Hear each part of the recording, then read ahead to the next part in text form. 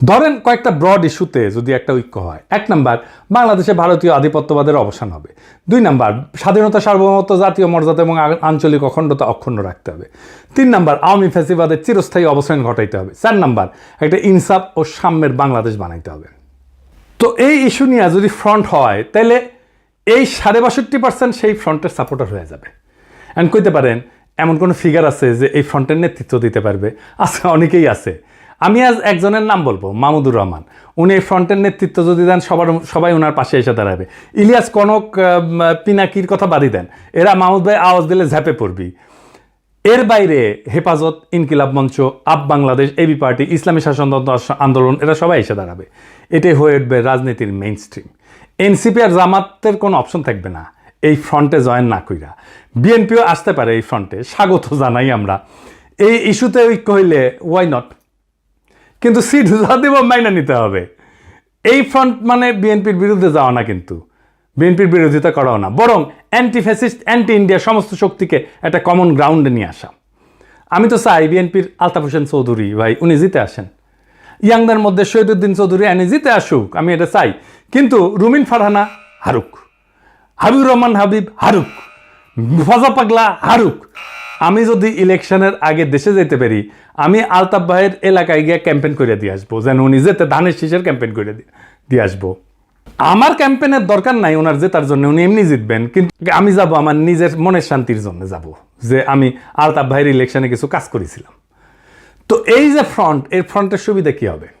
এই ফ্রন্টে রাজনৈতিক দলের মাতবরি থাকবে না। রাজনৈতিক দলগুলোকে কিন্তু দেশের মানুষ পছন্দ করে না, বিশ্বাসও করে না। সেজন্য রাজনৈতিক দল অ্যান্টি হাসিনা লড়াইয়ের নেতৃত্ব দিতে পারেনি। এটা মাইনে নিতে হবে সবাইকে। এই ফ্রন্ট 2024-এর বিপ্লব যারা করছে সেই রকম একটা জনগণের ফ্রন্ট হইয়া উঠবে। রাজনৈতিক দল যা খুশি তাই করতে পারবে না। এনসিপির বালখিল্যতা, জামাতের রাজনৈতিক ভুল, অন্য ছোট দলের ন্যাশনাল ইম্প্যাক্ট তৈরি করার অক্ষমতা সব দূর হয়ে যাবে। এক নতুন আশায় দেশবাসী বুক বাঁধবে, সারা দেশে এক নতুন আশার সঞ্চার হবে। আমরা কলা গাছ যদি দাঁড় করাই দিই, বেশিরভাগ আসনে তারা জিতে আসবে। আমরা বিএনপির ট্রু ন্যাশনালিস্ট নেতাদের আসনে কোনো প্রার্থী দেব না। আমাদের মার্কা হবে বাম্বু, বাম্বু, বাম্বুর দাবরা নিতে দেশকে আবার সঠিক রাস্তায় নিয়ে আসবো। এই 62% থেকে বাংলাদেশের আগামীর রাজনীতি উত্থিত হবে। এখন প্রশ্ন হচ্ছে, মাহমুদ ভাই কি রাজনীতিতে এভাবে আসতে রাজি হবেন? না, হবেন না। ওনারা যারা চেনেন তারা জানেন উনি হবেন না। এই ভিডিও দেখার পরে উনি আমার ফোন দিয়ে ঝাড়ি দিবেন, বলবেন এসব কি পাগলামি শুরু করিস, আমি আমার দেশ নিয়ে আসছি, আমার বয়স হয়েছে। তো যাই হোক, উনি যাই বলুক। সক্রেটিস বলছিলেন সেই নেতাই শ্রেষ্ঠ নেতা যে অনিচ্ছুক নেতা। মাহমুদ ভাই অনিচ্ছুক নেতা, তাই উনার বাংলাদেশের সেরা নেতা হওয়া সম্ভব। তো ওয়াশিংটনের হিস্ট্রিও কিন্তু এইরকম। উনিও কৃষিকাজ করতে চলে গেছিলেন, ওনাকে ধৈর্য এনে প্রেসিডেন্ট বানানো হয়েছে। জিন্না 1930 সালে হতাশ হয়ে কংগ্রেস রাজনীতি ছেড়ে দিয়ে লন্ডনে যে ওকালতি প্র্যাকটিস করেছিলেন, প্রচুর ভালো প্র্যাকটিস করেছিলেন, কিন্তু খুব প্রসার হয়েছিল, জমজমাট প্র্যাকটিস, বিলাসবহুল জীবন ছিল। ওনারা ধৈর্য এনে মুসলিম লীগের নেতা বানানো হয়েছে, আর ভারতবর্ষের ইতিহাস বদলাই গেছে। এই যে আমাদের হাসান সৈয়দ সোহরাওয়ার্দী, তারও কিন্তু এরকম কাহিনী আছে।